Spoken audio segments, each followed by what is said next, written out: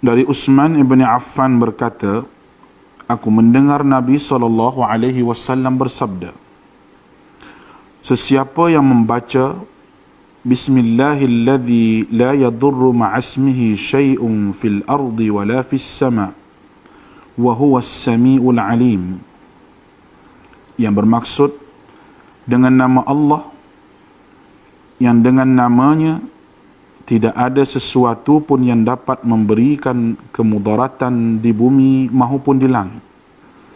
Dialah yang maha mendengar lagi maha mengetahui.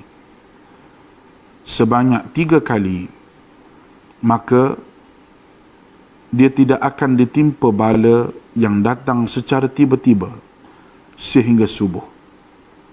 Dan barang siapa yang membacanya ketika subuh sebanyak 3 kali, maka dia tidak akan ditimpa bala secara tiba-tiba sehingga petang, iaitu malam.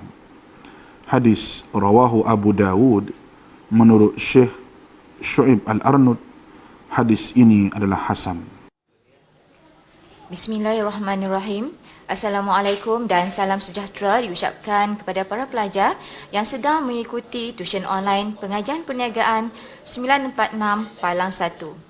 Syukur kehadrat ilahi kerana kita masih diberikan peluang untuk bersama-sama meneruskan tuition online Perlis Mengaji yang kini telah memasuki fasa yang ke-6. Bagi para pelajar yang baru sahaja mengikuti tuition online ini, tuition ini dibawakan khas oleh Majlis Agama Islam Negeri Perlis, Jabatan Agama Islam Negeri Perlis dengan kerjasama Kerajaan Negeri Perlis dan Jabatan Pelajaran Negeri Perlis. Saya Puan Norhani Shahnas binti Mat Hashim, Guru Pengajian Perniagaan, Pusat Tingkatan 6, Muk 2 SMK Said Alwi, Kangar Perlis. Baiklah para pelajar, pada hari ini saya akan memfokuskan kepada bab 2 daripada Sukatan Pelajaran Pengajian Perniagaan semester 1 berkaitan tentang tajuk pengeluaran.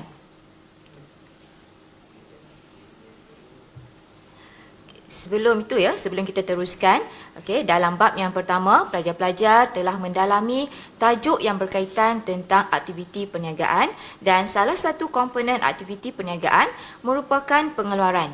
Jadi pada hari ini saya akan mengupas dengan lebih mendalam tentang apakah itu pengeluaran. Bagi tajuk pengeluaran, ada 3 subtopik utama yang akan saya terangkan pada hari ini. Iaitu yang pertamanya adalah skop dan proses pengeluaran, yang kedua perancangan pengeluaran dan yang ketiga kawalan kualiti. Jadi, anda sudah bersedia untuk bersama-sama saya pada hari ini? Okey, kita teruskan. Sebelum itu para pelajar, mari kita lihat dulu apakah yang dimaksudkan dengan pengeluaran. Pengeluaran merupakan aktiviti penghasilan barang dan perkhidmatan melalui proses transformasi yang menukarkan input kepada output. Itu yang dikatakan pengeluaran, iaitu aktiviti kita nak hasilkan barang ataupun perkhidmatan, menukarkan input kepada output. Seterusnya adalah maksud pengurusan pengeluaran. Pengurusan sendiri bererti adalah satu proses perancangan, penyusunan, penstafan, pengarahan dan juga pengawalan. Itu maksud pengurusan.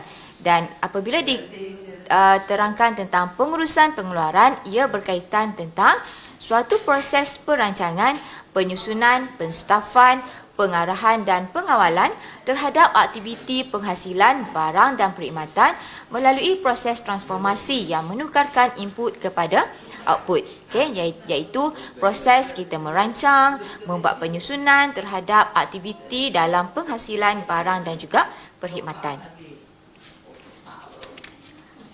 Untuk subtopik yang pertama iaitu berkaitan tentang skop dan proses pengeluaran.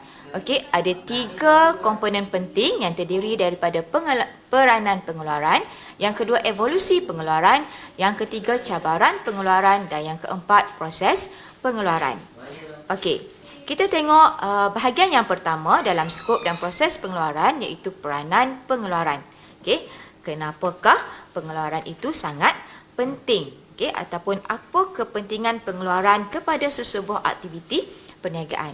Okey, peranan yang pertama ataupun kepentingan yang pertama sudah tentulah bagi menghasilkan output ataupun bagi menghasilkan produk. Okey, kalau tak ada pengeluaran, bagaimana sesuatu produk itu dapat dihasilkan? Okey, peranan yang kedua adalah bagi memenuhi keperluan dan juga kehendak pengguna. Okey, sebagai yang kita tahu, sebagai pengguna ni kita ada pelbagai keperluan, kita ada pelbagai kehendak. Jadi peranan pengeluaranlah berfungsi bagi mengeluarkan produk bagi memenuhi kehendak dan juga keperluan kita semua. Okey. Yang ketiga adalah untuk mengawal input bahan mentah, buruh, mesin dan peralatan agar dapat digunakan secara optimum. Okey, peranan pengeluaran yang keempat pula bagi mengawal kualiti produk dan perkhidmatan supaya menepati spesifikasi yang telah ditetapkan. Okey, dalam pengeluaran penting bukan sekadar untuk menghasilkan output semata-mata, tetapi penting juga bagi menghasilkan produk ataupun output yang berkualiti. Okey, peranan yang kelima ataupun peranan yang terakhir adalah memastikan proses pengeluaran berjalan mengikut jadual, barang dan perkhidmatan dihasilkan tepat pada masa yang telah ditetapkan. Jadi maksudnya pengeluaran dalam penghasilan sesuatu produk ataupun output penting untuk sebuah syarikat bagi memastikan setiap proses pengeluaran itu berjalan mengikut jadual supaya tidak berlaku sebarang kekurangan produk dalam pasaran. Okey. Seterusnya kita lihat secara ringkas, evolusi pengeluaran, bagaimana pengeluaran itu bermula dan berkembang sehingga ke hari ini. Ini secara ringkas, para pelajar dapat lihat gambar rajah di hadapan. Secara ringkasnya lah saya akan terangkan bagaimana evolusi pengeluaran itu bermula sekitar tahun 1760-an. Ataupun 17 dalam gambar ni ditunjukkan pada tahun 1784. Bermulanya revolusi industri. Revolusi aktiviti pengeluaran ni bermula semasa revolusi industri pada tahun 1760-an, yang mana pada waktu tersebut ataupun pada ketika revolusi industri tersebut, aktiviti pengeluaran adalah dengan menggunakan enjin steam. Yang mana enjin digerakkan dengan menggunakan arang batu. Kalau para pelajar pernah menonton filem-filem barat, waktu zaman cowboy dulu ni kan, yang mana kereta api digerakkan menggunakan arang batu. Jadi itulah bagaimana revolusi industri berlaku pada zaman tersebut, yang mana mesin-mesin menggunakan enjin steam. Tak ada lagi elektrik, elektronik dan sebagainya. Kemudian selepas pada itu dipanggil sebagai industri 1.0. Kemudian seterusnya berkembang kepada industri 2.0. Adapun 2.0 iaitu yang mana pada era 1870-an perindustrian berkembang dengan aktiviti pengeluaran secara besar-besaran. Kenapa aktiviti pengeluaran boleh dikembangkan ataupun boleh mengeluarkan produk secara besar-besaran?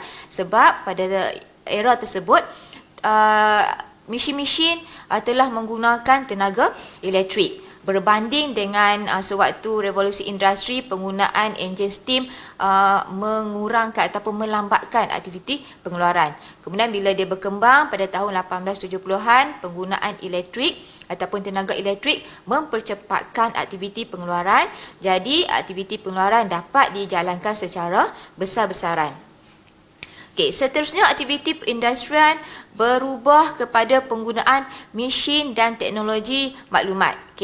Ini kita sekarang pada tahun 2 tahun lepas, ataupun pada tahun 90-an sehingga tahun 2000, kita telah melangkah kepada industri 3.0, yang mana industri menggunakan mesin-mesin berteknologi tinggi dan juga perkembangan teknologi maklumat dalam aktiviti pengeluaran. Dan kini kita masuk kepada era revolusi industri 4.0. Para pelajar pernah dengar industri 4.0? Industri 4.0 ini iaitu merupakan perkembangan pengeluaran dalam penghasilan produk dengan menggunakan sistem automasi pintar. Kita banyak menggunakan internet, kita banyak menggunakan teknologi-teknologi yang berteknologi tinggi. semuanya lebih kepada perkongsian pintar. Okey, banyak menggunakan robot. Alright, itu secara ringkas lah, okey, berkaitan tentang evolusi pengeluaran. Okey, baiklah. Seterusnya kita lihat subtopik yang berikutnya, iaitu cabaran aktiviti pengeluaran.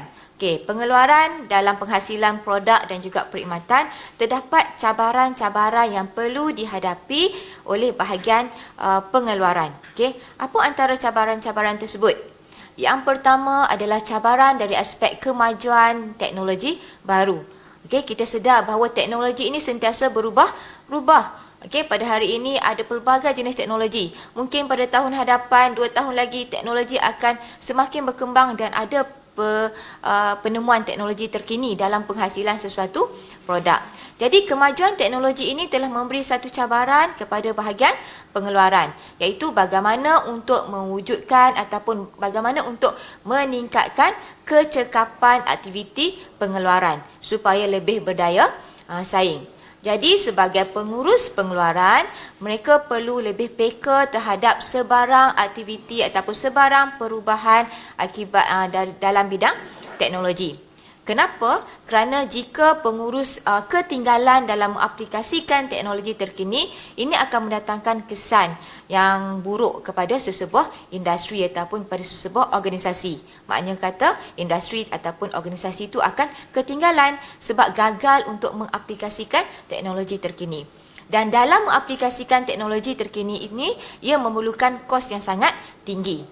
Okey, itu cabaran yang pertama, okey, kemajuan teknologi. Teknologi ini membantu, tapi pada masa yang sama ia meningkatkan kos sebab syarikat perlu mengeluarkan kos yang tinggi bagi membeli aplikasi ataupun bagi menggunakan ataupun mendapatkan teknologi-teknologi yang terkini. Okey. Next, cabaran yang kedua adalah cabaran dari aspek penekanan kepada kualiti. Okey, kita sebagai pengguna, kita sentiasa menitik beratkan aspek kualiti. Okey, pengguna sekarang ni semua concern ataupun semua dia sangat peka terhadap kualiti sesuatu barang yang dibeli. Okey, bila kita beli barang, kita nak pastikan barang yang kita beli tu dapat digunakan dalam tempoh masa yang panjang dan ada kualiti. Jadi itu cabaran kepada bahagian pengurusan yang mana bahagian pengeluaran, yang mana pengurus perlu memastikan supaya produk yang dikeluarkan adalah berkualiti dan mengikut piawaian yang telah ditetapkan seperti piawaian yang ditetapkan oleh SIRIM dan juga kita ada ISO. Okey, kita lihat bagaimana sekiranya produk yang dikeluarkan adalah produk yang tak berkualiti. Okey, apa akan jadi kepada syarikat kalau dia terus mengeluarkan produk yang tak berkualiti? Adakah pengguna-pengguna akan terus membeli? Tidak kan? Okey, kita sebagai pengguna kita akan cari produk yang betul berkualiti. Jadi itu adalah cabaran. Cabaran kepada bahagian pengeluaran bagaimana untuk menghasilkan produk yang berkualiti supaya pengguna berpuas hati dan akan terus membeli produk yang dikeluarkan. Okey, baiklah. Dan isu yang ketiga adalah berkaitan tentang isu penjagaan alam sekitar. Okey, isu alam sekitar ini juga merupakan satu cabaran. Kenapa satu cabaran? Sebab dalam proses nak keluarkan sesuatu produk ataupun perkhidmatan, okey, sesebuah organisasi ataupun sesebuah syarikat kena pastikan aktiviti pengeluaran tidak mencemarkan alam sekitar. Okay, kita tengok dalam laporan media-media akhbar ataupun laporan di berita di media masa, okay, bagaimana laporan tentang isu-isu pencemaran alam sekitar yang dilakukan oleh kilang-kilang dalam penghasilan produk. Kilang-kilang ni mengalirkan sisa-sisa buangan toksik ataupun membebaskan asap-asap yang tercemar ke udara yang memberi kesan kepada masyarakat sekitar.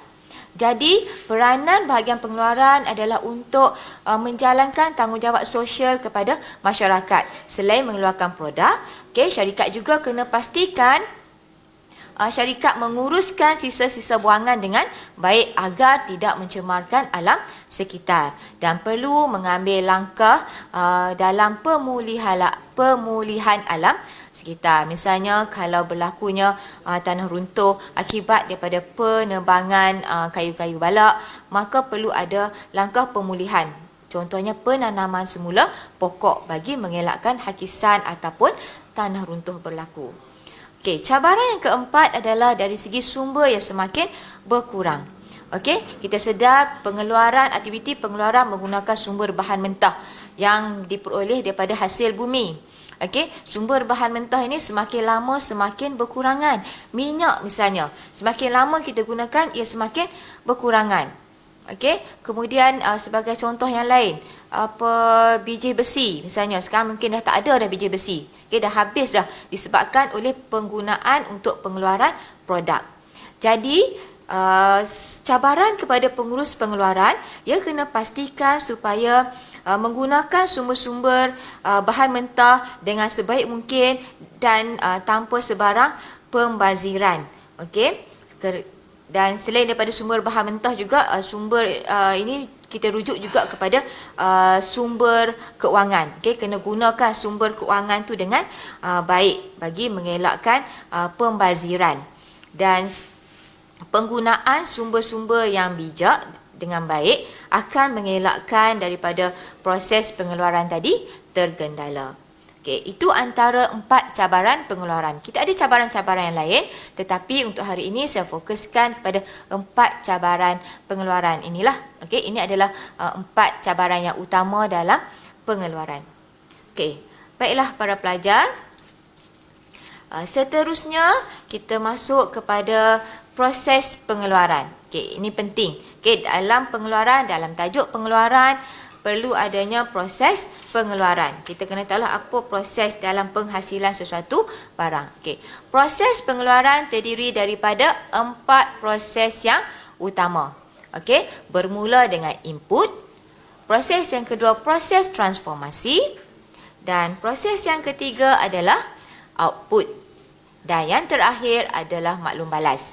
Okey, bila berkaitan tentang proses mesti ada maklum balas. Okey, bila adanya input, ada proses transformasi, adanya output dan perlu ada maklum balas. Jadi para pelajar perlu ingat, perlu hafal 4 proses pengeluaran yang telah saya nyatakan tadi. Okey, kita lihat satu persatu. Apakah itu input? Okey, kita tengok proses yang pertama. Okay.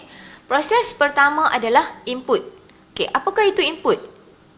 Input ini terdiri daripada sumber keuangan, okay, sumber bahan mentah, mesin, okay, peralatan dan juga bahan mentah itu sendiri. Itu semua kita kategorikan sebagai input ataupun faktor-faktor pengeluaran. Sebagai contoh, dalam penghasilan minyak masak kelapa sawit, okay, apa input yang kita gunakan? Kita perlu ada modal, kita perlu ada wang, betul? Wang untuk membeli peralatan, untuk membeli jentera, mesin. Okay, untuk memulakan aktiviti perniagaan perlu ada modal. Kemudian kita perlu ada bahan mentah itu sendiri. Okay, nak hasilkan minyak kelapa sawit perlu ada buah kelapa sawit, perlu ada bahan mentahnya iaitu buah kelapa sawit. Dan perlu ada para pekerja dalam menguruskan aktiviti pengeluaran produk. Okay, dan mestilah adanya mesin ataupun jentera untuk kita proses buah kelapa sawit tadi untuk dijadikan minyak. Okay, itu proses yang pertama, input. Okay, input yang saya katakan tadi ada bahan mentah, ada sumber keuangan, ada dari segi sumber manusia ataupun pekerja dan juga terdiri daripada mesin dan juga peralatan. Okay, proses yang kedua adalah proses transformasi. Okay, apakah itu proses transformasi? Okay, proses transformasi adalah proses penukaran input kepada output. Okay, kita nak tukarkan tadi bahan mentah tadi, dan kita nak tukarkan, kalau kita ambil contoh minyak kelapa sawit tadi, kita nak tukarkan buah kelapa sawit tadi kepada minyak. Okay, maka sewaktu proses pengeluaran ataupun sewaktu proses transformasi berlakunya aktiviti tambah nilai terhadap input tadi. Apa dia itu aktiviti tambah nilai? Maknanya input tadi akan diproses, akan diolah menjadi suatu bentuk yang lain. Okey, sebagai contoh, kita ambil contoh minyak kelapa sawit lah, senang. Okey, tadi kita ada buah kelapa sawit. Okey, dalam proses transformasi, buah itu akan diberi tambah nilai, akan ditukar, akan diproses untuk dijadikan minyak. Okey, berlaku perubahan bentuk tak kat sini? Okey, ada perubahan kan? Kita dah tak nampak dah buah kelapa sawit tadi. Dia dah jadi dalam bentuk liquid ataupun bentuk cecair, iaitu minyak. Okey, telah diproses jadi minyak. Bentuk asalnya telah tiada. Okey, bentuk asal buah tu dah tak ada dah hilang. Itu yang dikatakan berlakunya aktiviti tambah nilai sewaktu proses transformasi. Okey. Proses yang ketiga, okey, setelah selesai proses transformasi, okey, proses ini adalah contohlah gambar proses transformasi bagaimana minyak diproses. Ini adalah dalam penghasilan kenderaan. Okey. Proses yang keempat, maka terjadilah output selepas input ditukar ataupun diproses. Dalam proses yang kedua, maka akan terjadilah output ataupun produk akhir. Okey, produk akhir ni mungkin terdiri daripada produk siap ataupun separuh siap. Okey, contoh produk siap kalau minyak kelapa sawit tadi, produk akhirnya adalah minyak lah yang telah dibotolkan dan sedia untuk dipasarkan.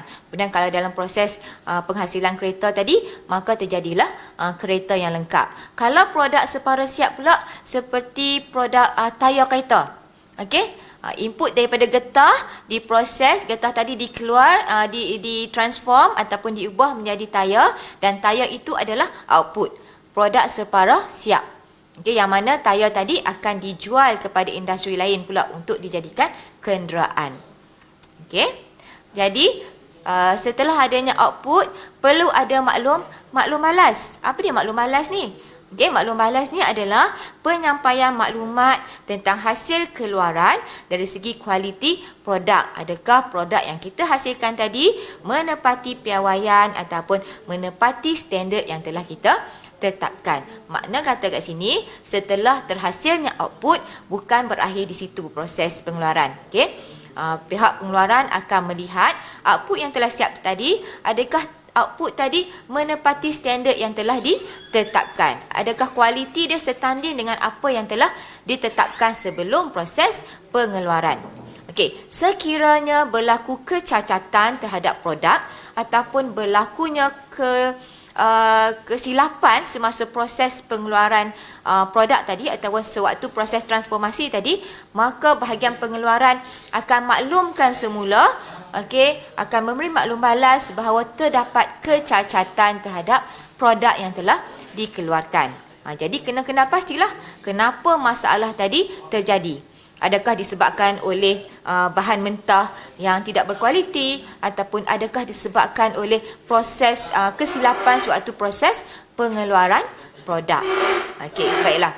Jadi para pelajar, okey, boleh ya faham tentang kita ada 4 proses pengeluaran. Bermula dengan apa? Yes, input, proses transformasi, output dan juga maklum balas. Baiklah. Seterusnya kita teruskan dengan skop ataupun subtopik yang kedua berkaitan tentang perancangan pengeluaran. Okey, dalam perancangan pengeluaran ni ya para pelajar, kita akan melihat dari sudut yang pertamanya reka bentuk pengeluaran, yang kedua jenis-jenis pengeluaran, yang ketiga susun atau proses pengeluaran, dan yang keempat berkaitan tentang lokasi kilang. Okey, apa benda yang kita kata ni? Apa benda yang saya cakapkan ni? Okey, mungkin para pelajar agak belum familiar ataupun belum pernah mendengar kan istilah-istilah yang diperkatakan ni. Sebab tajuk pengeluaran ni sebenarnya ya para pelajar lebih kepada aktiviti yang berlaku dalam kilang. Okey. Kita tengok subtopik yang pertama iaitu reka bentuk pengeluaran. Okey. Reka bentuk pengeluaran ya, ada 3 konsep penting ataupun ada 3 jenis reka bentuk pengeluaran. Okey. Apa dia reka bentuk yang pertama? Yang pertama adalah simplification, yang kedua standardization, dan yang ketiga adalah reka bentuk pengeluaran modular. Okey, kita guna istilah bahasa Inggeris pula. Okey, mungkin pelajar tanya cikgu, boleh tak kalau kita gunakan bahasa Melayu? Ataupun kita gunakan istilah bahasa Melayu untuk reka bentuk pengeluaran? Tak boleh. Kenapa tak boleh? Sebab reka bentuk pengeluaran ni simplification, standardization dan juga modular merupakan fakta khusus. Fakta yang memang ada dalam sukatan pelajaran. Jadi kita tak boleh sesuka hati tukar kepada perkataan ataupun istilah dalam bahasa Melayu. Jadi saya ingin tekankan ya kepada para pelajar supaya menghafal dan juga menggunakan istilah yang tepat dan menulis dengan ejaan yang betul. Okey, kesilapan para pelajar selalunya dia silap heja. Okey, dari segi mungkin simplification, tak ingat macam mana nak heja sebab istilah English kononnya lah kan. Okey, standardization mungkin gunakan perkataan ataupun istilah yang lain. Jadi tak boleh. Okey, jadi pastikan untuk reka bentuk pengeluaran kita menggunakan istilah yang telah diberikan. Simplification, standardization dan juga modular. Jadi apa benda ni simplification, standardization dengan modular ni? Pernah dengar tak? Tak pernah. Perkataan mungkin familiar, kita pernah dengar, tapi bagaimana kita nak relatekan dalam pengeluaran? Okey, kita tengok satu persatu. Okey, apa itu simplification?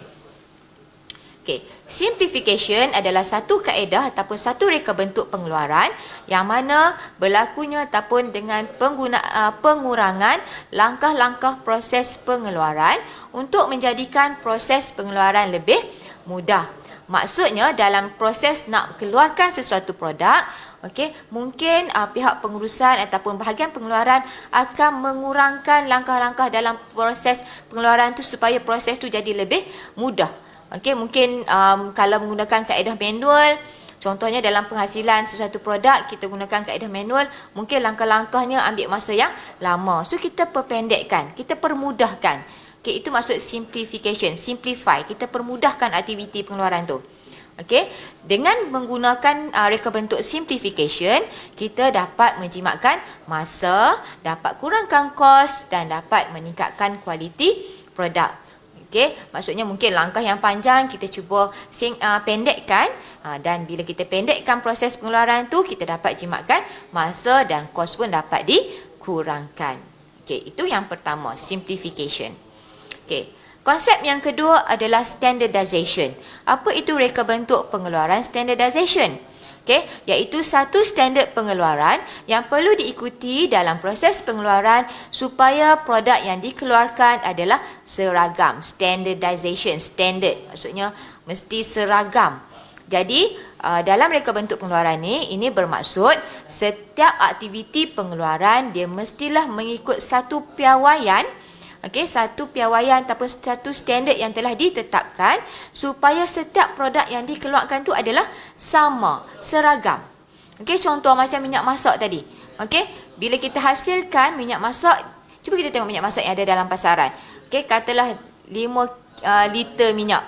Okey, dalam botol yang dibotolkan. So 5 liter minyak tadi produk saiznya semua adalah sama. Sama dari segi warna, bentuk, okey, dan juga kuantitinya. Okey, apa kebaikan standardization?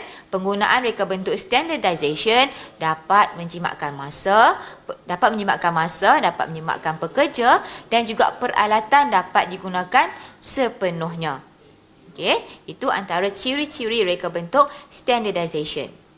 Okey, reka bentuk yang ketiga adalah reka bentuk modular. Okey, reka bentuk modular ni ya para pelajar, ini bermaksud kita bahagikan proses pengeluaran kepada unit-unit pengeluaran yang lebih kecil menggunakan sistem yang berbeza.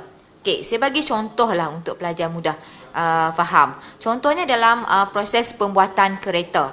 Okey, pembuatan dalam phasilan kereta tu dia ada komponen-komponen kereta kan, seperti pintu kereta, ada dashboard, ada lampu, ada cushion, ada banyak komponen dalam penghasilan penghasilan kereta tu. Jadi setiap unit-unit tadi, pintu kereta, dashboardnya, lampunya, semuanya dibuat secara berasingan. Okey, itu dikatakan membahagikan proses pengeluaran kepada unit-unit pengeluaran yang lebih kecil. Jadi setelah unit-unit ni dibuat secara berasingan, kemudian ia akan dipasang menggunakan mesin berteknologi tinggi ataupun secara manual. Maksudnya dalam sistem modular ni, aktiviti pengeluaran yang diagihkan pada unit-unit kecil tadi, setelah dihasilkan produk dalam unit-unit kecil, produk yang secara berasingan, produk tadi akan dipasang, akan di-assemble, okey, menggunakan mesin. Okey, pintu tadi asing, lampu tadi asing, bila sampai kepada nak buat kereta, kita akan sambung, kita akan pasang komponen-komponen tadi bagi menjadikan sebuah kereta yang lengkap. Okey. Okey, itu tiga reka bentuk pengeluaran. Apa tadi? Simplification, standardization dan juga modular. Baik. Okey, kita teruskan ya. Seterusnya adalah tentang tajuk seterusnya jenis-jenis pengeluaran. Okey. Okey, jenis-jenis pengeluaran, kita tengok jenis pengeluaran yang pertama adalah pengeluaran mengikut tempahan.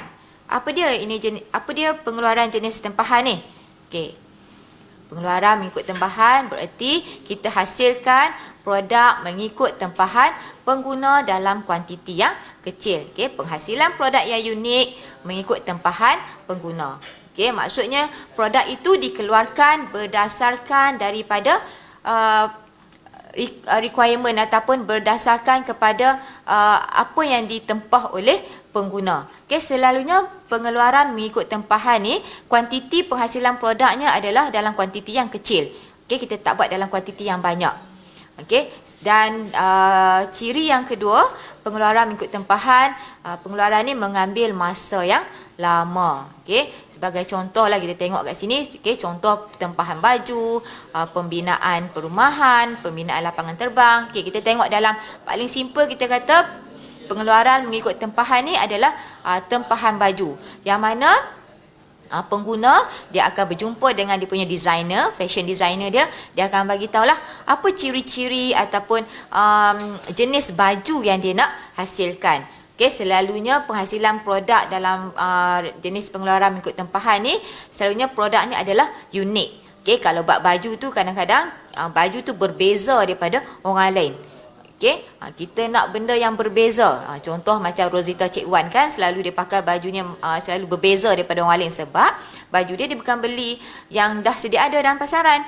Dia melalui tempahan daripada Pereka Fashion yang ada kemahiran, yang ada idea-idea kreatif. Okey. Itu jenis pengeluaran yang pertama, pengeluaran mengikut tempahan. Okey. Yang kedua adalah pengeluaran secara masa. Okey, apa itu pengeluaran secara masa? Pengeluaran dalam penghasilan produk yang seragam secara besar-besaran. Okey, selalunya produk yang menggunakan pengeluaran secara masa ni adalah produk keperluan harian yang memang digunakan oleh pengguna dalam kehidupan kita seharian. Okey, contohnya barang elektrik, barang makanan, barang-barang pengguna banyak. Okey, barang keperluan harian. Okey, apa maksud pengeluaran secara masa? Pengeluaran secara besar-besaran. Kenapa dikeluarkan dalam kuantiti yang banyak? Kuantiti secara besar-besaran. Sebab diperlukan oleh pengguna. Memang kita perlu, hari-hari kita guna. Okey, contohnya minyak masak. Okey, semua orang bukan setakat kita di rumah saja guna minyak masak. Okey, peniaga-peniaga pun perlu gunakan minyak masak dalam penghasilan makanan, menu-menu yang dijual. Okey, jadi produk-produk ni perlu dikeluarkan dalam kuantiti yang banyak supaya tidak berlaku kekurangan produk dalam pasaran. Okey, itu ciri-ciri pengeluaran secara masa. Okey, dalam gambar ni boleh kita tengoklah contohnya macam pengeluaran minyak masak, kemudian kita ada dalam pengeluaran minuman. Okey, ini adalah barang-barang pengguna. Okey. Pengeluaran yang ketiga, okey, ataupun jenis pengeluaran yang terakhir adalah pengeluaran secara berkelompok. Apa itu pengeluaran berkelompok? Okey, pengeluaran berkelompok adalah penghasilan satu kelompok produk dan diikuti dengan kelompok produk yang lain.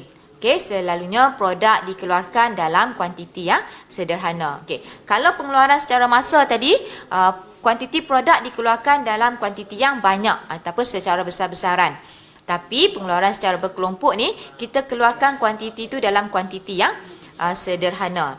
Okey, sebagai contoh kat sini seperti penghasilan roti, kereta, okey, aktiviti pemasangan kereta, itu semua dalam kategori menggunakan pengeluaran secara berkelompok. Kenapa saya katakan roti itu sebagai contoh pengeluaran berkelompok? Okey. Kita tengok ni, pengeluaran berkelompok adalah penghasilan satu kelompok produk dan diikuti dengan kelompok produk yang lain. Okey, kita ambil contoh roti. Okey. Roti kita katalah roti gardenia, ada gambar kat sini roti gardenia. Roti itu menggunakan adunan dough yang sama, betul tak? Basic dough yang sama. Okey, kemudian roti pula ada pelbagai jenis. Okey, kalau gardenia kita ambil contoh gardenia, kita ada roti butterscotch, kita ada choco raisin, ada yang whole wheat punya tu. Okey. Jadi pengeluaran berkelompok ni dia akan keluarkan satu kelompok yang pertama, kemudian diikuti dengan kelompok yang lain. Macam roti, pertama dihasilkan dough yang basic dough. Kemudian daripada dough yang utama tu dia akan buat kelompok yang pertama. Mungkin dia buat roti original dulu. Okay? Roti gardenia yang original ataupun yang klasik, yang putih tu. Okay. Habis satu kelompok dia akan buat pula kelompok yang kedua, iaitu mungkin roti butterscotch. Kemudian dia akan masuk pula kelompok yang kedua, iaitu choco raisin. Itu kelompok pengeluaran secara berkelompok. Dihasilkan satu kelompok produk, kemudian diikuti dengan produk yang lain. Okey. Okey, habis tentang jenis-jenis pengeluaran. Okey, tadi ada reka bentuk, tiga jenis reka bentuk. Sekarang jenis-jenis pengeluaran. Okey, jenis-jenis pengeluaran pun ada 3 jenis pengeluaran. Pengeluaran secara apa tadi? Yes, pengeluaran secara mengikut tempahan, kemudian pengeluaran secara masa dan juga pengeluaran secara berkelompok. Bagus. Okey, jadi kita teruskan dengan subtopik yang seterusnya, iaitu susun atau proses pengeluaran. Apakah itu susun atau proses pengeluaran? Okey, susun atau proses pengeluaran ni adalah berkaitan tentang cara penyusunan mesin, jabatan ataupun stesen kerja ataupun cara penyusunan dalam stor simpanan untuk pastikan pengaliran kerja yang lancar dan penggunaan ruang yang baik. Okey, kalau dalam kilang kita nak simpan apa-apa barang ataupun kita nak atur susun atur mesin ataupun peralatan, mesti ada susun atur yang tersendiri. Kita tak boleh pakai letak sebarangan. Okey, sebab kita nak mengelakkan berlakunya kemalangan dan juga kita nak pastikan pengaliran kerja yang lancar. Okey, sebagai contohlah, kalau kita pernah tengok cerita-cerita macam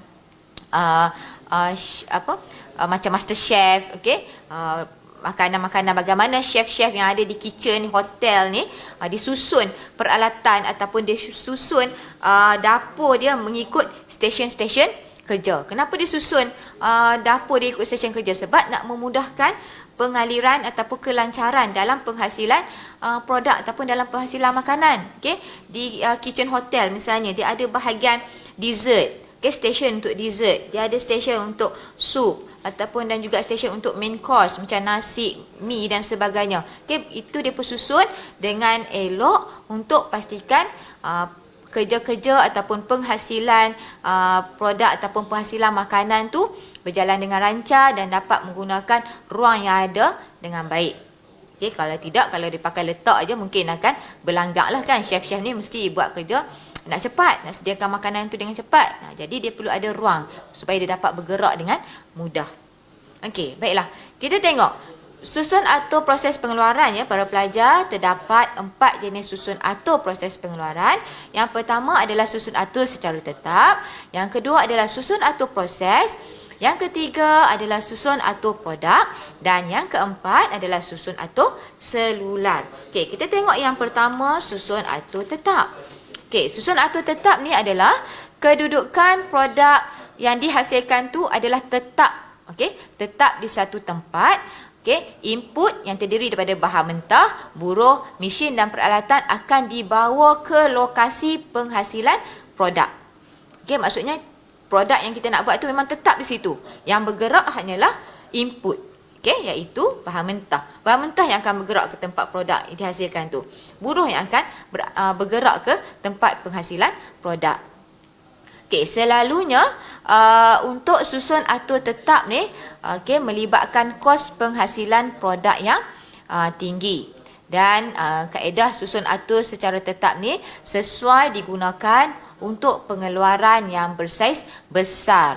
Untuk kita keluarkan barang yang berat dan juga barang yang mudah pecah. Okey, sebagai contoh, apa ya contoh yang proses pengeluaran apa yang boleh menggunakan susun atur secara tetap? Okey, saya bagi contoh kat sini macam pembinaan kapal terbang, pembinaan jambatan. Okey, kita tak buat jambatan tu di kilang. Kemudian kita alih pula jambatan tu pergi ke sungai yang kat mana nak letak, tak kan? Jambatan tu adalah produk yang kita nak buat. Yang bergerak ke tempat ataupun ke lokasi hanyalah input tadi. Okey, bahan mentah, mesin, buruh, kemudian apa lagi, peralatan, semuanya akan bergerak ke tempat penghasilan jambatan tadi. Sama juga dengan pembinaan kapal terbang. Okey, dia dibuat dalam satu tempat yang bergerak ke lokasi itu hanyalah input-input tadi. Okey, itu susun atur secara tetap. Okey, produk tadi adalah tetap berada di tempat yang dia nak hasilkan. Okey, produk yang lain pun banyak lagi. Okey, macamnya perumahan, okey, kita buat pembinaan terowong, itu semua menggunakan susun atur secara tetap. Okey. Susun atur yang kedua adalah susun atur proses, ya. Apa itu susun atur proses? Okey, susun atur proses ni kita gunakan ataupun kita antara ciri-ciri ya susun atur proses ni, mesin dan peralatan, tenaga kerja dan juga bahan mentah disusun mengikut fungsi kerja. Okey, selalunya susun atur proses ni sesuai untuk penghasilan produk yang tidak seragam dan selalunya pengeluarannya adalah dalam kelompok yang kecil. Okey, kita susun mesin dan peralatan tadi mengikut fungsi-fungsi kerja. Okay, sebagai contoh macam bengkel kereta, okay, di pasaraya. Okay, pasaraya ni boleh tengok gambar. Okay, dia menggunakan susun atur proses. Kenapa? Sebab setiap bahan, setiap peralatan yang ada dalam pasaraya disusun mengikut fungsi yang tersendiri. Okay, dalam pasaraya paling senang kita ambil contoh pasaraya. Okay, dia ada bahagian sejuk, beku. Okay, kemudian dia ada bahagian makanan ringan. Okey, semua apa saja makanan ringan kita nak cari, kita akan ke bahagian makanan ringan. Okey, dia ada bahagian apa lagi? Tenusu. Jadi kalau kita nak cari produk tenusu, susu segar ke, susu tepung dan sebagainya berkaitan dengan produk tenusu, kita akan ke bahagian tenusu. Okey, sebab dia dah bahagi dah bahagian pasaraya tu mengikut kelompok-kelompok yang tersendiri. Sama juga macam bengkel kereta. Okay, dia ada bahagian untuk repair tayar. Dia ada bahagian untuk repair enjin dan juga bahagian-bahagian yang lain lah. Okay, ikut fungsi yang berbeza. Okay. Contoh yang lain hospital. Okay, hospital pun dia ada bahagian-bahagian. Dia ada bahagian farmasis, ada bahagian untuk kecemasan, ada bahagian mengambil darah dan sebagainya. Okay, itu susun atur proses. Okey, susun atur yang ketiga adalah susun atur produk. Okey, susun atur produk ni bererti semua input pengeluaran disusun mengikut urutan penghasilan sesuatu produk. Okey, input pengeluaran tadi mungkin mesin, bahan mentah. Okey, dia akan susun ikut turutan dalam penghasilan produk. Selalunya untuk susun atur produk ni sesuai bagi penghasilan produk yang seragam dan dalam kuantiti yang banyak. Okay, dan ia melibatkan penyusunan stesen-stesen kerja dalam satu barisan. Okay, selalunya kita menggunakan susun atur produk ni adalah kilang-kilang yang terlibat dalam pemprosesan produk makanan dan juga minuman. Okay, tengok dalam gambar ni dalam segi penghasilan makanan ringan bagaimana mesin itu disusun, disusun mengikut turutan proses. Okey, bermula dari segi mungkin pemotongan bahan. Okey, ini dalam penghasilan makanan ringan potato chips. Okey, potato chips ni tak tahulah brand apa kan. So dia menggunakan satu urutan mesin ataupun satu urutan stesen kerja dalam satu barisan. Sama juga dalam penghasilan minuman. Okey, bagaimana minuman tu mula-mula sekali akan dimasukkan dalam botol. Botol tu akan bergerak mengikut stesen dia, move ke next station untuk tutup, kemudian stesen yang keduanya untuk diletakkan label dan stesen yang terakhirlah untuk dikotakkan. Okey, itu contoh bagi susun atur produk. Jadi kebanyakan produk pengeluaran produk makanan dan minuman ni ya para pelajar selalunya menggunakan susun atur produk. Okey, saya pasti para pelajar selalu melihat dokumentari ataupun rancangan yang disiarkan di TV bagaimana produk itu. Okey, penghasilan sesuatu produk tu. Okey, pelajar-pelajar untuk lebih mendalam lagi, para pelajar boleh Google ataupun tengok di YouTube dalam bagaimana aktiviti pemprosesan makanan ini berlaku. Okey, daripada situ kita dapat lihat bagaimana susun atur produk itu digunakan dalam sesuatu kilang. Okey. Dan susun atur yang terakhir adalah susun atur selular. Okey, apa yang dikatakan susun atur selular ni? Okey, susun atur selular ni adalah bagaimana kita menyusun peralatan dan kerja yang serupa dalam satu kumpulan yang sama dengan tujuan. Apa tujuan dia? Untuk menjimatkan ruang kerja. Yang keduanya untuk menjimatkan masa pengeluaran dan juga untuk menjimatkan kos pengeluaran. Okey, dan kebaikan susun atur selular ni juga dia dapat meningkatkan produktiviti dan kecekapan pengeluaran. Okey, paling senang kita nak faham susun atur selular ni adalah susun atur yang terdiri daripada kombinasi susun atur proses dan juga susun atur produk. Okey, contohnya dalam aktiviti pembuatan chip komputer, pembuatan telefon bimbit, ia menggunakan susun atur selular, iaitu kombinasi antara susun atur proses dan juga susun atur produk. Okey, boleh faham? Jelas? Okey. Habis dengan jenis-jenis susun atur dan kita pergi ke subtopik yang terakhir di bawah perancangan pengeluaran ni. Kita tengok berkaitan tentang lokasi kilang. Sebab topik kita pengeluaran. Okay, saya kata di awal tadi, pengeluaran ni lebih kepada aktiviti yang berlaku dalam kilang. Okay, kenapa kita nak tengok tentang lokasi kilang ni? Okay, penting untuk kita tentukan bagaimana kita nak pilih tempat, apa faktor-faktor ataupun kriteria yang perlu kita kenal pasti dalam kita nak pilih lokasi kilang yang strategik. Maksud kata, kalau kita nak buka kilang, kalau kamu nak buka kilang, kamu tak boleh ikut suka hati kamu nak buka kat mana yang kamu suka. Okey, kita ada faktor-faktor ataupun ada kriteria bagaimana kita nak pilih lokasi kilang yang strategik. Okey, baiklah. Kita tengok. Yang pertama, faktor kita nak tentukan pemilihan lokasi kilang. Faktor yang pertama dari segi bekalan tenaga buruh. Okey, dalam kita nak tentukan kawasan mana kita nak pilih untuk buka kilang kita dan sebagainya, kita kena tengok dari segi sumber tenaga buruh kita tu. Sumber tenaga buruh maksudnya adakah kita boleh dapat tenaga pekerja, dan sekiranya ada tenaga pekerja, kita kena tengok berapa kadar upah. Adakah kadar upahnya tinggi ataupun kadar upahnya rendah. Selainnya kalau kita nak buka kilang, kita akan cari tempat yang dapat membekalkan sumber tenaga buruh pada kadar upah yang rendah. Okey, dan juga mesti kawasan tersebut mempunyai bekalan tenaga buruh yang ada kemahiran dan juga pengalaman. Okey.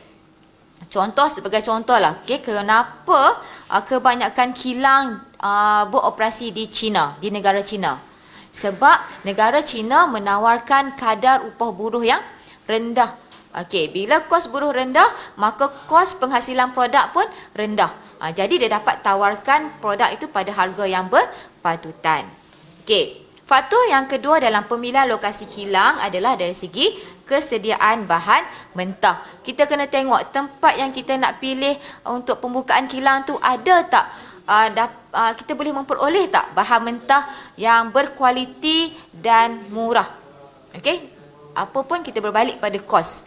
Sebab bila kita nak keluarkan produk, kita kena pastikan kita meminimumkan kos pengeluaran yang kita gunakan. Jadi kena pastikan bahan tempat yang kita nak bina kilang tu, kita boleh mendapatkan sumber bahan mentah yang murah dan juga berkualiti.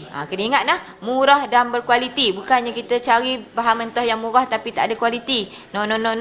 Okey, kita mesti bahan mentah tu walaupun murah tapi mesti ada kualiti. Barulah produk yang kita hasilkan tu produk yang berkualiti. Alright. Pemilihan. Faktor yang ketiga dalam pemilihan lokasi kilang adalah dari segi kos pengangkutan. Okey, kita kena tengok tempat ataupun lokasi kilang tu adalah lokasi yang strategik, yang berhampiran dengan jalan raya ataupun yang berhampiran dengan stesen kereta api ataupun dengan pelabuhan, supaya kita dapat mengurangkan kos pengangkutan. Okey, kalau kilang kita jauh daripada pelabuhan, jauh daripada kawasan untuk mendapatkan sumber-sumber bahan mentah tadi, dia akan meningkatkan kos pengangkutan. Okey. Faktor yang keempat adalah dari segi kemudahan infrastruktur. Makna kata kawasan ataupun lokasi yang nak dipilih dalam pembinaan kilang mestilah mempunyai kemudahan asas yang mencukupi. Okey, kemudahan asas yang mencukupi ni maksudnya mesti ada sumber bekalan air, sumber bekalan elektrik yang lengkap. Okey, makna kata ada kemudahan-kemudahan asas yang lengkap.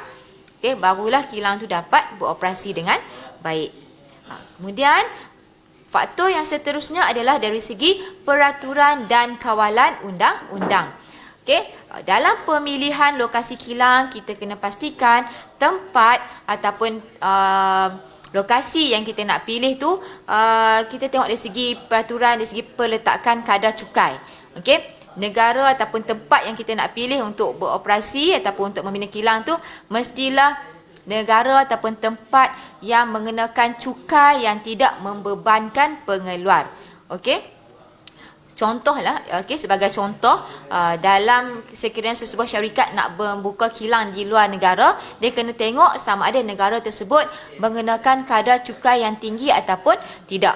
Okey, kalau kadar cukai sesebuah negara tu tinggi, okey, cukai korporat lah, cukai kepada perniagaan tu tinggi, tempat tu mungkin tak sesuai lah untuk kita buka kilang sebab ia akan menyebabkan kos pengeluaran kita meningkat.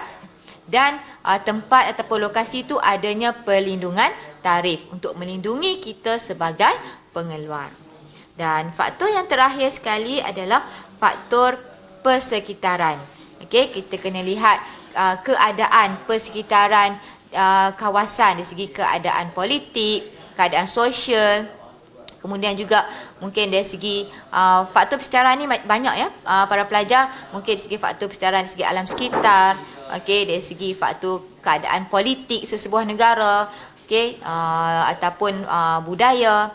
Contohnya kalau kita nak bina kilang, nak bina tempat untuk kita beroperasi, kalau pilih negara, kena pilih negara yang tidak mempunyai ataupun yang mesti mempunyai keadaan politik yang stabil lah. Okey, kita tak akan buka kilang, kita tak akan buka tempat operasi kita di negara yang politiknya tak stabil, yang selalu berlaku rusuhan ataupun peperangan dan sebagainya.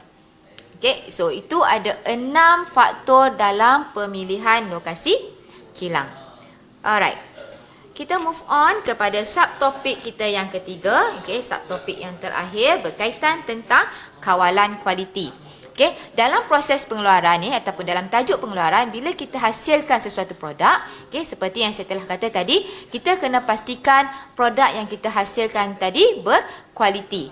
Jadi penting dalam proses pengeluaran untuk kita kawal kualiti. Okey, apa itu kawalan kualiti? Kawalan kualiti adalah satu proses pemeriksaan terhadap penghasilan produk ataupun perkhidmatan bagi memastikan produk ataupun perkhidmatan tersebut menepati standard ataupun kualiti yang telah ditetapkan. Okey, kita kalau nak hasilkan produk bukan sekadar hasilkan macam tu je. Kita kena kawal kualiti. Okey, supaya produk kita tu menepati standard ataupun piawaian yang telah ditetapkan. Baik, bagi kawalan kualiti, kita ada 2 kaedah untuk kawalan kualiti. Okey.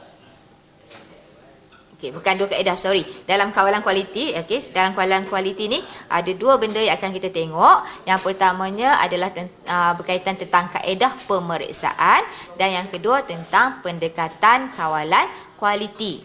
Okey, kita tengok yang pertama, kaedah pemeriksaan. Kaedah pemeriksaan apa pula ni?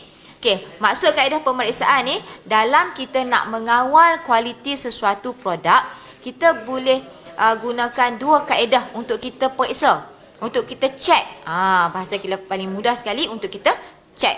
Untuk kita cek sama ada produk yang kita hasilkan tadi berkualiti ataupun tidak. Okey, ada 2 kaedah yang kita boleh gunakan. Iaitu kaedah yang pertama adalah pemeriksaan menyeluruh dan yang kedua adalah pelan persampelan. Kaedah pemeriksaan menyeluruh ni bermaksud kaedah pengawalan kualiti terhadap semua produk yang dikeluarkan. Makna kata pemeriksaan menyeluruh ni, bahagian kawalan kualiti dia akan memeriksa satu persatu produk yang telah dihasilkan. Okey, kalau ada 10 item produk, dia akan cek, dia akan periksa setiap 10 item produk tu untuk memastikan setiap item produk tadi menepati piawaian ataupun mempunyai kualiti yang baik. Itu maksud pemeriksaan menyeluruh. Jadi seperti yang tertulis di hadapan ni, kaedah pemeriksaan menyeluruh hanya sesuai untuk pengeluaran dalam kuantiti unit yang kecil. Sebab apa? Sebab dia melibatkan kos yang tinggi dan menggunakan masa yang lama. Dan kaedah yang kedua yang kita boleh gunakan adalah pelan persampelan. Apa itu pelan persampelan? Kaedah pemeriksaan yang mana kita akan ambil satu sampel kecil produk. Ada typing error sikit kat sini ya. Bukan produk. Okey. Satu sampel kecil produk dan kita buat kesimpulan tentang kumpulan produk tersebut. Okey. So kalau sampel produk tu didapati banyak yang rosak, makna kata kumpulan produk tersebut akan ditolak. Okey, banyak pula typing error kat sini. Okey, baiklah. Pelan persampelan ni secara simpelnya kita kata dia menggunakan kita check just ambil sampel saja. Okay, kalau kita ada 10 kotak item produk, dalam satu kotak tu mungkin ada 100 buah ataupun 100 pasang kasut, kita akan ambil sampel satu saja daripada setiap kotak tu. Tapi kalau kita ambil sampel tu, kita dapati ada sampel yang rosak, makna kata satu kelompok produk yang dihasilkan tu adalah rosak. Kita akan anggap benda tu rosak dan tak menepati standard. Itu maksud pelan persampelan. Okay, keyword dia sampel. Kita just ambil sampel bagi setiap kumpulan produk. Ini sesuai untuk produk yang dikeluarkan secara banyak ataupun secara massa, yang dikeluarkan secara besar-besaran. Okay, contoh dalam penghasilan botol air minuman tadi. Okay, kita akan check dengan mengambil sampel sahaja. Okay, baiklah. Seterusnya adalah pendekatan kawalan kualiti. Dalam pendekatan kawalan kualiti, kita ada 3 pendekatan kawalan kualiti yang boleh digunakan. Okey, tadi kaedah nak periksa. Macam mana kita nak periksa sama ada produk tadi berkualiti ataupun tidak. Sekarang ni adalah pendekatan kawalan kualiti. Okey, di bawah pendekatan kawalan kualiti, kita boleh menggunakan yang pertamanya kawalan input ataupun kawalan awalan. Okay, kawalan input ni adalah kawalan terhadap input seperti bahan mentah, mesin sebelum aktiviti pengeluaran bermula. Maksudnya kat sini, sebelum sebarang aktiviti pengeluaran bermula, kita akan buat kita akan semak, kita akan tengok input-input, kita akan tengok sama ada bahan mentah berada dalam kualiti yang elok ataupun tidak. Kita akan tengok sama ada mesin kita dapat berfungsi dengan elok ataupun tidak. Maksudnya sebelum sebarang aktiviti pengeluaran bermula, bahagian pengeluaran yang terlibat dalam bahagian pengeluaran dia akan check, dia akan periksa dulu sama ada input-input berada dalam keadaan yang baik ataupun tidak. Itu dikatakan sebagai kawalan awalan. Kawalan yang kedua adalah kawalan semasa, iaitu kawalan semasa proses penukaran input menjadi output. Okey, maksudnya sewaktu proses penukaran input berlaku, okey, sewaktu proses transformasi tadi, okey, kita akan buat kawalan untuk menyisihkan barang-barang yang cacat ataupun untuk menyisihkan produk yang cacat sewaktu proses penukaran input tadi. Okey, maksudnya dalam kita duk hasilkan produk, sekiranya kita dapati ada barang yang rosak, ada barang yang tidak menepati piawaian, kita akan buang. Kita akan buat semula, kita akan buat pembetulan. Okay, sewaktu dalam proses pengeluaran tadi. Okay, sebab kita nak mengelakkan daripada produk-produk yang berikutnya pun turut rosak. Okay, dan proses ataupun pendekatan yang ketiga adalah pendekatan kawalan output ataupun kawalan selepas. Okay, kawalan selepas ni adalah kawalan yang dibuat setelah aktiviti pengeluaran tadi tamat. Okay, ini yang selalu dibuat, iaitu bila aktiviti, bila dah siap produk tadi, bila dah hasilkan produk siap, okay, output yang dah siap, maka kita akan buat inspection. Okay, bahagian pengeluaran akan buat pemeriksaan terhadap produk yang telah siap tadi. Okay, sama ada kecacatan ataupun tidak. So sewaktu kawalan selepas inilah kita boleh gunakan kaedah pemeriksaan yang dua tadi. Ingat tak apa tadi yang saya sebut, kaedah pemeriksaan tadi? Yes, kita boleh gunakan kaedah pemeriksaan menyeluruh ataupun menggunakan pelan persampelan, bergantung kepada apa output ataupun produk yang kita hasilkan. Okey, baiklah para pelajar, itu sahaja berkaitan tentang aspek pengeluaran. Okey, kita telah cover 3 skop yang penting tentang pengeluaran tadi, bermula tentang skop dan proses pengeluaran. Kemudian yang kedua kita telah masuk tentang perancangan pengeluaran, dan yang ketiga yang baru saja saya terangkan tadi berkaitan tentang kawalan berkualiti. Dan dalam aktiviti pengeluaran, benda paling penting sekali adalah bagaimana untuk menghasilkan produk ataupun output yang berkualiti. Okey. Jadi para pelajar semua, saya harap para pelajar dapat memahami dan mendapat sedikit input berkaitan tentang tajuk yang telah saya kongsikan pada hari ini. Dan saya mengharapkan sepanjang hampir 1 jam saya bersiaran pada tengah hari ini dapat membantu para pelajar dalam mengulang kaji pelajaran. Okey, saya faham para pelajar baru saja berada di tingkatan 6 rendah. Okey, masih lagi terawang-awang, masih lagi tak pasti arah tujunya. Tapi jangan risau, jangan khawatir. InsyaAllah takes time. Okey, cuba tanamkan minat dalam mempelajari subjek pengajian perniagaan. Okey, lama-kelamaan pelajar akan biasa dan seronok untuk terus berada di tingkatan 6 bagi menghadapi peperiksaan STPM bagi penggal yang pertama. Jadi saya memohon maaf, okey, andainya ada sebarang kesilapan sepanjang saya mengajar tadi, dan segala yang baik datang daripada Allah, dan salah dan silapnya atas kekhilafan saya sendiri jugalah. Okey, saya juga mengambil kesempatan untuk mengucapkan ribuan terima kasih kepada MAIPS, JAIPS dan juga Jabatan Pelajaran Negeri Perlis di atas ruang dan peluang yang diberikan kepada saya untuk bersama-sama dalam tuition online Perlis Mengaji, dan semoga segala usaha yang kita lakukan ini akan diberkati dan diberi ganjaran yang sewajarnya oleh Allah Subhanahu Wa Taala. Okey, sekian saja daripada saya. #kita jaga kita. Assalamualaikum.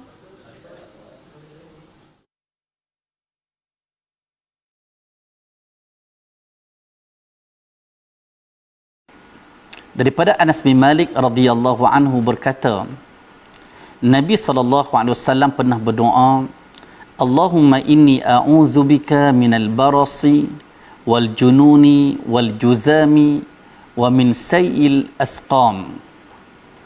Ya Allah, aku berlindung denganmu daripada penyakit sopak, penyakit gila, penyakit kusta dan penyakit-penyakit yang buruk. Hadis diriwayatkan oleh Al-Imam Abu Dawud dengan sanad yang sahih.